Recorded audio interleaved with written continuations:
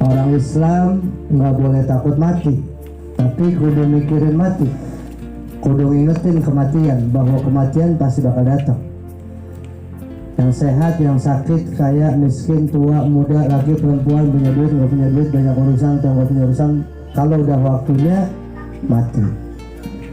Nah, yang kudu kita siapin kira-kira besok kalau kita mati kita bawa apa?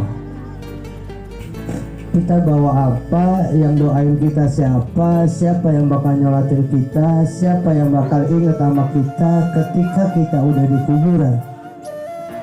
Ada nggak teman-teman, tetangga, saudara yang kita udah 100 hari kayak malam ini namanya masih disebutin? Maka tidak akan pernah terjadi takziah malam 100 hari termasuk dari awal bagi siapapun yang sudah meninggal dunia kalau orang-orang yang ditinggalin itu gak kenal agama. Si anak bisa menghalukan orang tuanya karena si anak kenal agama. Si anak bisa doain ibu bapaknya meskipun dia masih hidup atau sudah meninggal dunia karena kenal agama. Maka tugas kita hari ini yang jadi orang tua, di samping kita menambahkan ilmu buat diri kita, karena kewajiban belajar bukan udah tua berhenti, bukan. Kewajiban belajar itu bukan udah dipanggil Ustaz Kiai, bukan.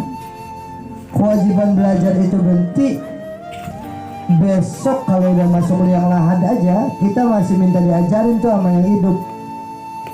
Idza ja'akal malakanil muwakkalani wa huwa munkarun wa nakirun fala yurzi'ak wa la yurhibak fa innahuma khalqun min khalqillahi ta'ala wa idza sa'alaka man rabbuka wa man nabiyyuka.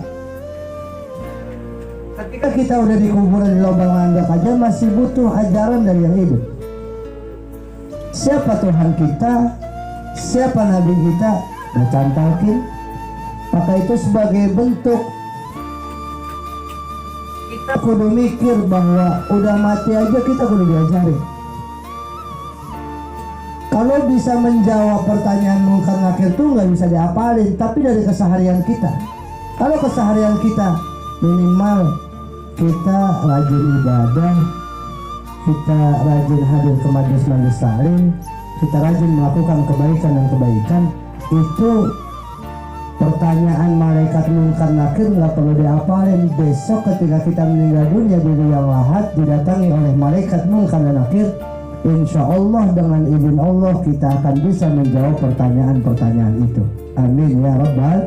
Tapi kalaupun ada orang hari ini dia bawa catatan ngapalin itu doang, besok kalau gue ditanya malaikat gue ngapalin ini Rabbuka Allahu Rabbi, itu tiap hari dia paling. Tidak bisa menjamin ketika kita masuk ke liang lahat kita bisa menjawab itu.